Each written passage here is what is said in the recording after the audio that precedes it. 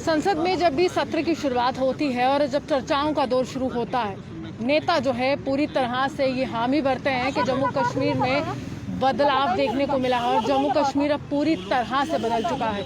2 साल होने को है। 5 अगस्त 2019 को धारा 370 की समाप्ति हुई थी। उसके बाद कितना बदलाव एक होमगार्ड की जिंदगी में आया है, कितना बदलाव होमगार्ड से ताल्लुक रखने वाली तमाम बेटियों की जिंदगी में आया और कितना बदलाव उन लोगों की जिंदगी में आया है जो भारत का तिरंगा उठाने में शान समझते हैं। मेरे साथ कमला जी हैं, इनसे जानने की कोशिश करेंगे आखिरकार कितना बदलाव जो है ये देखती हैं। क्या सब कुछ इनकी जिंदगी में बदल चुका है या कुछ बदलाव अभी बाकी है? क्योंकि गृह मंत्री तो दमखम से प्रचार कर रहे हैं। कमला जी, क्या लगता है, सब कुछ बदल गया है या अभी भी कुछ बदलाव बाकी है?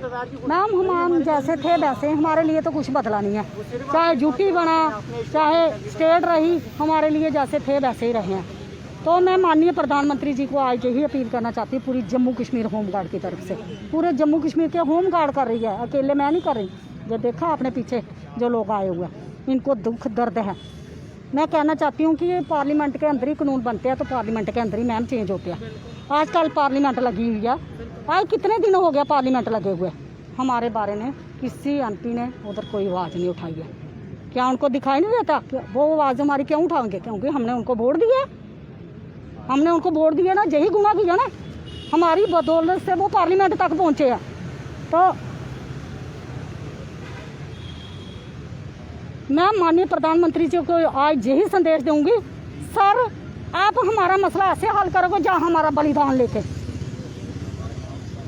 अगर आप बलिदान लेना चाहते हो तो 15 अगस्त के लिए बाद हम तैयार हैं।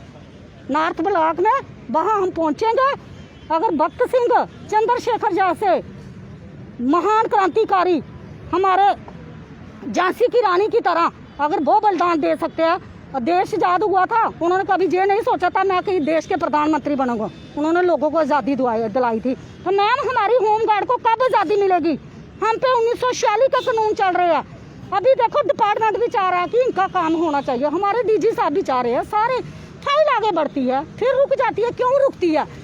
हमने कौन सा गुनाह किया? 25 सरकारी मुलाजिमों का टीए बढ़ जाता है तो कहते हैं कि खुशी की लहर है और खुशखबरी आई है।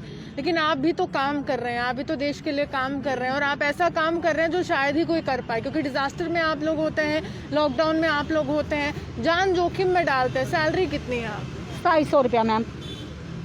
यानी ये तो 100 रुपये प्रतिदिन भी नहीं मैम। वही मैं कहना चाहती हूँ माननीय प्रधानमंत्री जी को कि देश आज़ाद हुआ, 15 अगस्त को आप झंडा चढ़ाएंगे, लाल किले से लहराएंगे। तो मैं उनको एक संदेश देना चाहती हूँ, जम्मू कश्मीर की बेटी, अगर कश्मीर की आप इतनी सी बेटी की आवाज़ सुन सकते हो तो जम्मू कश्मीर की इतनी जो बेटियाँ जो 25 साल से चला रही है, 7 साल से आपको भी चला रही है, क्या इनकी आवाज़ उधर तक नहीं पहुँच सकती है? इनकी आवाज़ भी पहुँच सकती है। झंडा लहराएंगे और जम्मू कश्मीर के होमगार्ड को भी आज़ाद करना पड़ेगा। आज भी हम गुलाम हैं मैम, 1946 का कानून जो हमारे ऊपर लागू है। अब मैं माननीय प्रधानमंत्री जी को ये भी कहना चाहती हूँ और हमारे होम मिनिस्टर अमित शाह जी से कि केंद्र शासित प्रदेश है हमारा, तो सीधा केंद्र से वो डायरेक्शन है, तो फिर इसमें जो इम्प्लीमेंट करने में क्यों देर लग रही है? क्यों देर लग रही है? अगर आपने 370, 35 सब कुछ तोड़ दिया। कोर्ट ने कौन से साल में ऑर्डर दिया था और कब आपके लिए उम्मीद की किरण जागी थी कि हम भी तमाम यूटीज की तरह सैलरी पाएंगे? 3 मार्च 2015 को। काफी साल हो गए। 3 मार्च 2015 को मैम। हमारी नियरेस्ट स्टेट चंडीगढ़ है। 38,000 ड्यूटी बनाया तो ड्यूटी का ही दे दो, जहाँ ड्यूटी जहाँ सुप्रीम कोर्ट, तो जहाँ तो आप फिर जो हमारे डीजी साहब ने प्रपोजल दिया वो इम्प्लीमेंट करो। आप ना स्टेट का, ना ड्यूटी का, ना कुछ।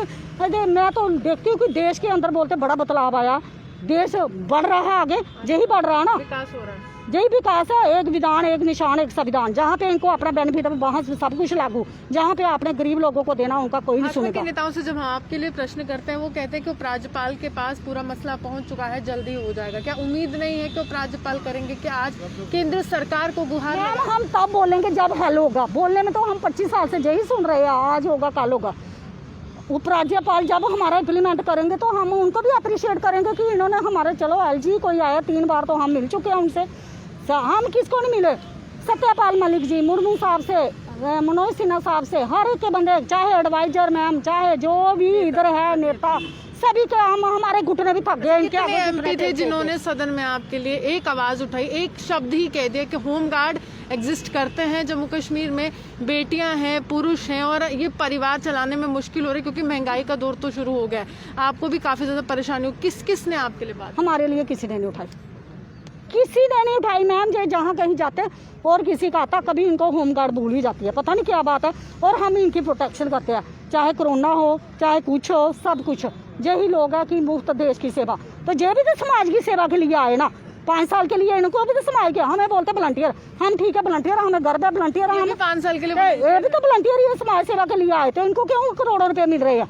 इनके भी तो, इनको 5 साल में आपने वो सुविधा दे दी। पेंशन भी काफी होती है और नेता कहते हैं कि पेंशन से गुजारा नहीं होता है, 80,000 90,000 रुपए पेंशन होती है। तो 2700 वालों को पूछो, 2700 तो इनके घर में जो कुत्ता रखा हुआ उसका रोज का खर्चा होगा, जो हमें एक जवान को देते हैं यूनिफॉर्म डाल के ट्रेनिंग करके, यही देश के अंदर भविष्य पहनती है। कमला जी, आप कितना फक्र महसूस होता था जब शुरू में आप यहाँ पर आई थी, इस डिपार्टमेंट में आई थी?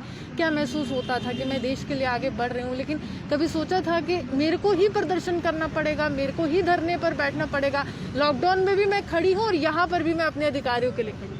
मैम ये हमने कभी नहीं सोचा था हमें प्रदर्शन करना पड़ेगा। देखो मैम, जब हम थे ना पंजाब वालों को, जब हम इसमें भर्ती हुए ना, पंजाब वालों को 450 रुपया सैलरी मिलती थी, 450 रुपया। आज उनकी 38,000 है, वो भी सरकार है। उनकी सरकारें कैसे सुनती है हमारी जम्मू कश्मीर का विकास हो गया है? हाँ, सभी का हुआ, सिर्फ जम्मू कश्मीर का विकास, एक विधान एक निशान एक संविधान, यही विकास है हमारा। तो मैं थोड़ा सा अब आपसे जानना चाहूँगी कि अब क्या उम्मीद बंदी है, क्योंकि लगातार आप लोग तो प्रदर्शन कर रहे हैं, किस्मत खराब है या यहाँ पर अधिकारी या नेताओं की नीयत खराब? मैडम, मैं सबसे पहले आपके चैनल का स्वागत करता हूँ और सबसे पहले मैं आपके कैमरामैन को चाहता हूँ कि पीछे थोड़ा कैमरा घुमाएं। मैडम, ये सभी बीजेपी के लोग हैं, सभी लोगों ने बीजेपी का वोट डाला, हमने मोदी जी को वोट दिया है और 25 MLA दिया है जम्मू से, MP दिए 2 बार। हमको क्या सिला मिला? आज हम भूखे मर रहे हैं। जुडिशरी होती है जो जुडिशरी, किसने वोट डाला? बीजेपी का वोट दिया है। किसने वोट डाला? सभी ने दिया है, कट्टर बीजेपी सभी लोगों ने, ठीक है। और मैडम, जो जुडिशरी होती है, मोदी जी बोलते हैं कि संविधान की सबसे बड़ी प्रणाली है judiciary. Supreme court of India की जजमेंट आई है 2015 में। मैं मोदी जी को बताना चाहता हूं, सर आप दिल्ली में बैठे हो, जम्मू में आपकी कोई सुनता नहीं है। कौन सी जुडिशरी इधर है? सुप्रीम कोर्ट ऑफ इंडिया की जजमेंट आई है और high court of India Jammu की जजमेंट आई है। तो सरकारें हिलाने का भी दम रखती है। तो सर, तो मैं ये बताना चाहता हूँ मोदी जी को, सर जो MLA हमारे बनाए, हम ठगा महसूस करते थे, लेकिन आपने 2014 में जम्मू उधमपुर के अंदर बोला था, मोदी जी आपने बोला था 2014 में, हम जो MLA इनको तो नहीं मानते, ये तो हम ठगा महसूस करते हैं, लेकिन प्रधानमंत्री जी जम्मू कश्मीर के अंदर खुद बोल के गए थे उधमपुर के अंदर कि जो वर्दी वालों के साथ बेइंसाफी हो रही है ये अब नहीं होगी। वर्दी वालों की आवाज़ सुनी जा रही है, ये आवाज़ सुनी जा रही है। आज मेरे भाई बहनें भूखे मर रहे हैं। मैं मोदी जी से बोलना चाहता हूं, सर आप सर कष्ट करता हूं, कोई भी धर्म का लोग होगा, हिंदू होगा मुस्लिम होगा, उनके माँ बाप होंगे, सभी को एक दिन मरना है, लेकिन 2700 में हम अपने माँ बाप का संस्कार भी नहीं कर सकते। आपने हमको पुत्र कहलाने के योग्य हम नहीं छोड़ा। जब वर्दी देके हम अपने मुस्लिम के जो माँ बाप हैं उनको भी तो फलाना है, सभी ने मरना है, ब्यूरोक्रेट में भी मरना है, लीडरों में भी मरना है, हमारे माँ बाप ने भी मरना है, हमने भी मरना है। लेकिन जो हमारा हिंदू रीति रिवाज है, मरने के बाद संस्कार करना पड़ता है। और तो हम नहीं करेंगे, भूखे मर जाएंगे, बच्चों को नहीं पढ़ाएंगे, लेकिन संस्कार कैसे करेंगे? 2700 से संस्कार नहीं होता। ये होमगार्ड की नौकरी है, वर्दी पहन के खड़े हैं हम चौराहे में। और जब कोरोना आया, जब मोदी जी हमको तोहफा दे रहे हैं, कोरोना का तोहफा दे रहे हैं। मैडम, लखनपुर के अंदर होमगार्ड खड़ी थी, मेन जो हमारा प्रवेश द्वार है जम्मू कश्मीर का, उधर होमगार्ड खड़ी थी। जब कोई कोरोना के पेशेंट आता था, डॉक्टर के पास बाद में पहुंचता था, पहले होमगार्ड उसको चेक करती थी। हमको जैसे सिला मिल रहा है कोरोना की ड्यूटी देने का। 25 साल हमने सेवा दी है होमगार्ड के अंदर देश को। अब जब हम पुलिस की वर्दी पहन ली है, ना हमको कोई फैक्ट्री में लगाता है, ना हमको कोई दुकान के ऊपर रखता है।